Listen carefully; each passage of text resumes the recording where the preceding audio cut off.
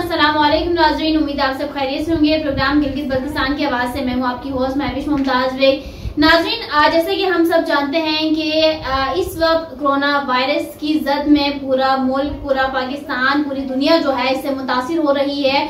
और जो न्यू हम रिपोर्ट्स देख रहे हैं, न्यू न्यूज़ वगैरह देख रहे हैं, उसमें ये बहुत ही इजीली समझना है कि किस तरह से ये जो वायरस है किस तरह से लोगों पर असरअंदाज हो रहे हैं। बहुत ही खतरनाक वायरस अपनी शक्ल तब्दील करके लोगों में मुंतकिल और लोगों की अमवात का सबब बन रहा है।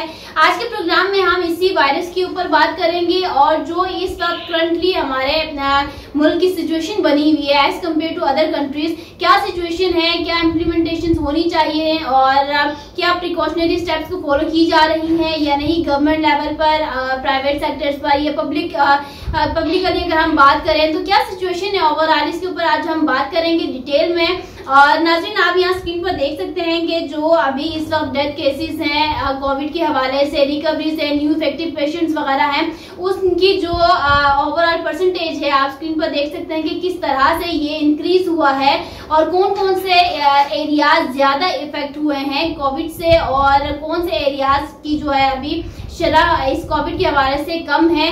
बट चूंकि जैसे मैंने स्टार्ट में कहा कि ऑल ओवर अगर दुनिया इससे मुतासिर है तो फिर पाकिस्तान के तमाम सूबे भी इससे उसी तरह से मुतासिर हुए हैं। और गवर्नमेंट लेवल पर क्या इकदाम किए जा रहे हैं, डॉक्टर हजरात जो है वो क्या इन जो स्ट्रेटजीज बनाई गई है गवर्नमेंट लेवल पर या सेक्रेटरी लेवल पर जो है, तो क्या डॉक्टर्स जो है इससे सेटिस्फाइड है या नहीं, आज के प्रोग्राम में हम बात करते हैं। आज के प्रोग्राम के लिए एक बहुत ही स्पेशल गेस्ट ने हमें ज्वाइन किया है कराची से।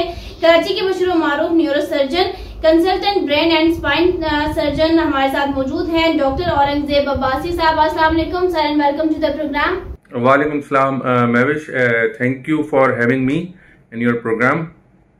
जी डॉक्टर साहब, आज हम बात करने जा रहे हैं कोविड के हवाले से। कोविड चूंकि बहुत टाइम से इसके ऊपर बात की जा रही है, इससे बचने के लिए प्रिकॉशनरी स्टेप्स के ऊपर भी बात की गई है बारहा, लेकिन अभी जो इस वक्त कंडीशन है कोविड के हवाले से और स्पेशली पाकिस्तान किस तरह से इफेक्ट हो रहा है उसके हवाले से क्या कहना चाहेंगे आप? What do you think about Covid situation?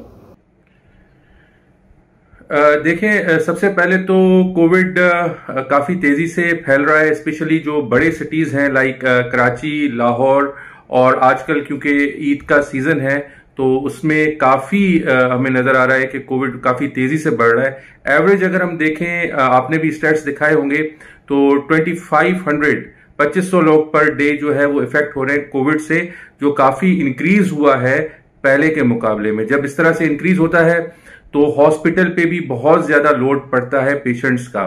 अब अगर हम कोविड को देखें तो वो कोई अभी की चीज नहीं है, पहले भी ये हुआ था, 2012 में हुआ था पहले, और इसको सार्स के नाम से जाना किया था, अक्यूट रेस्पिरेटरी डिस्ट्रेस सिंड्रोम। उसके बाद ये मिडिल ईस्ट में देखा गया था as a name of Mars, जिसमें ये मिडिल ईस्ट रेस्पिरेटरी सिंड्रोम के नाम से जाना गया था। और अब ये जो है इसकी तीसरी बार काफी इफेक्टिव वे से आया है, और इस बार हम अगर देखें तो 3 लेयर्स इसकी बैक टू बैक इसने जो है वो इफेक्ट किया है, और इसमें इसने अपनी काफी वैरायटीज चेंज की हैं, काफी वेरिएंट्स इसके आए हैं, और आजकल जो वेरिएंट्स इसके चल रहे हैं वो है यूके वेरिएंट और ब्राजीलियन वेरिएंट। तो अब हम अगर इन स्टेट्स को देखते हुए ये समझ सकते हैं कि मोस्ट प्रोबेबली अब ये पाकिस्तान में भी है, और ये जो है इसकी जो वायरुलेंस है, इसकी जो अटैक करने की एबिलिटी है वो पहले से ज्यादा इंक्रीज हो चुकी है। पहले सिर्फ ये एडल्ट्स को, जो एडल्ट थे मोर देन 60 ईयर्स एज, क्योंकि उनमें इम्यून सिस्टम कम होता है, उनको ये इफेक्ट करते थे, लेकिन अब ये जो यंग जनरेशन है उनको भी इफेक्ट कर रहे हैं। ना सिर्फ यंग जनरेशन बल्कि हम देखेंगे तो बच्चों को भी इसने अब इफेक्ट करना शुरू किया है। 70% इंक्रीज हुआ है इसकी वायरुलेंस में, इसके अटैक करने की एबिलिटी में, जो इसके 2 नए वेरिएंट आए हैं।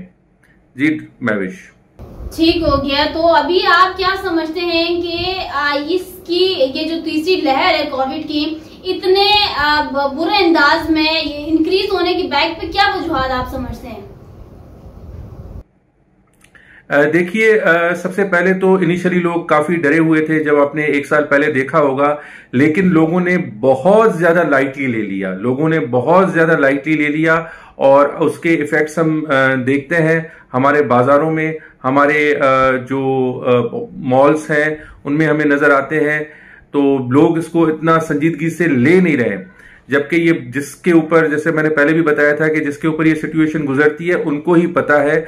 और फिर क्या कहते हैं कि लोगों को एसओपीज पे जो है पूरी तरह से अमल करना नहीं आ रहा, वो प्रॉपर तरीके से उसको नहीं कर पा रहे कि हम इसको फॉलो करें या वो करें। They take it very lightly. और यहाँ पर डॉक्टर साहब, जो गवर्नमेंट की स्ट्रेटेजी है इस कोविड की रोकथाम के लिए, उनसे क्या डॉक्टर हजरात जो हैं वो सेटिस्फाइड हैं, सेटिस्फैक्ट्री शो करते हैं या नहीं?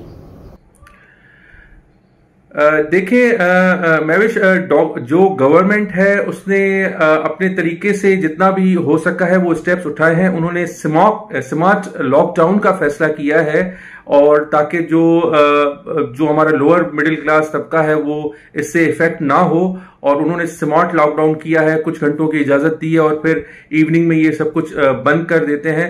तो ठीक है, एक अगर हम गवर्नेंस के हिसाब से देखें तो बिल्कुल एक 100% तो नहीं है, लेकिन एटलीस्ट उन्होंने कुछ एफर्ट्स किए हैं। इसके मुकाबले में अगर हम अपने नेबरिंग कंट्रीज को देखें, इंडिया को, तो उन्होंने किसी भी तरह के जो है एहतियात नहीं किए। उनके जो भी फेस्टिवल्स थे वो अपने हिसाब से चलते रहे, जो भी उनके रिलीजियस बिलीव्स थे उस पर वो चलते रहे। इवन उनके पीएम जो है वो भी मास्क नहीं पहनते थे, और करंट सिचुएशन आप खुद भी देख सकती हैं कि वहां पे कितनी सीवियर हो चुकी है।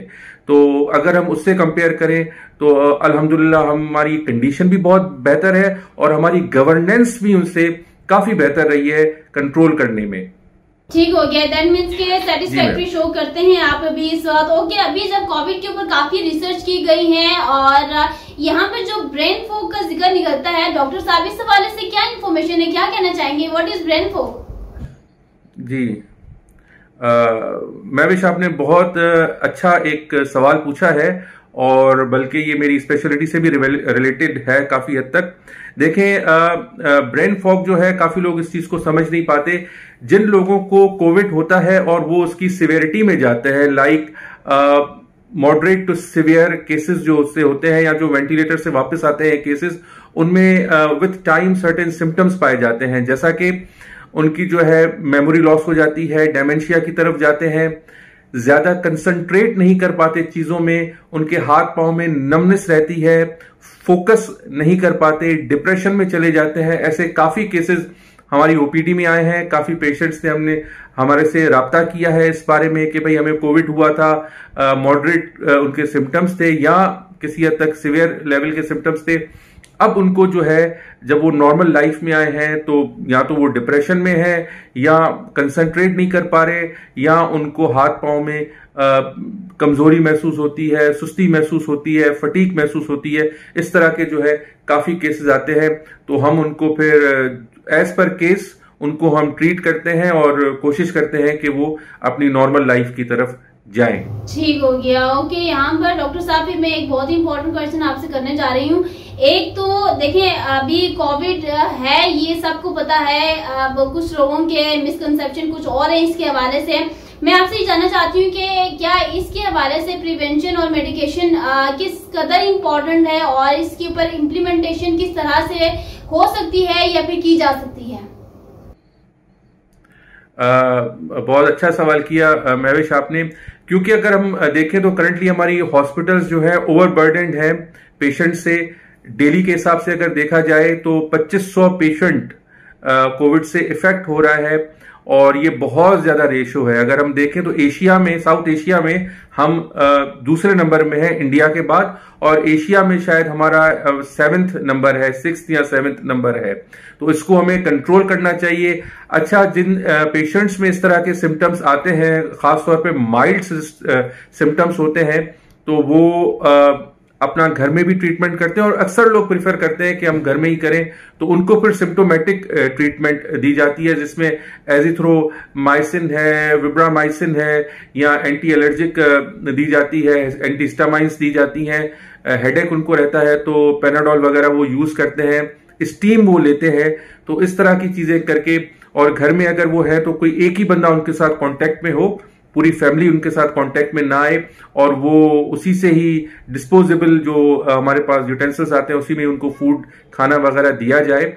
और मीनवाइल इसका इंक्यूबेशन पीरियड या मीडियन जो होता है वो 5वें दिन पे इसके सिम्टम्स आते हैं, तो 14 डेज के लिए एटलीस्ट वो अपने आप को क्वारंटाइन करें। लेकिन अगर उसमें उनकी सिवियरिटी बढ़ती है, अगर वो देखते हैं कि उनकी कफ, उनकी ब्रेथलेसनेस बढ़ रही है, अगर वो लेटने से बहुत ज्यादा फील कर रहे हैं कि वो सांस नहीं ले पा रहे, तो बिल्कुल इस सिचुएशन में उनको हॉस्पिटल जाना चाहिए। ठीक हो गया, मींस कि एसओपीज पर स्ट्रिक्टली फॉलो करना चाहिए। ओके डॉक्टर साहब, व्हाट अबाउट वैक्सीनेशन? ये वैक्सीन के हवाले से जो अफवाहें निकली हैं और जो फैक्ट बेस्ड बात है, दोनों में आसमान जमीन का फर्क नजर आ रहा है। इस वक्त मुझे बताएंगे वैक्सीन के जो इफेक्ट्स और साइड इफेक्ट्स क्या हैं इस वक्त?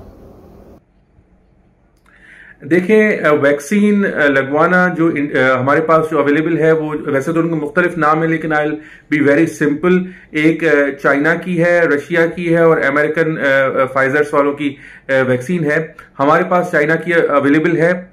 उन्होंने जो बनाई है, जो हमारा पुराना मेथड होता था जिसपे हम चिकन पॉक्स वगैरह की वैक्सीनेशंस बनाते थे, कि वैक्सीन को जो है ऑलमोस्ट डेड करके बंदे की बॉडी में एंटर किया जाता था, जो हमारा इम्यून सिस्टम होता था उस पे असेस करता था कि भाई इस तरह के जब भी जरासीम आएंगे हमें इनसे फाइट करना है।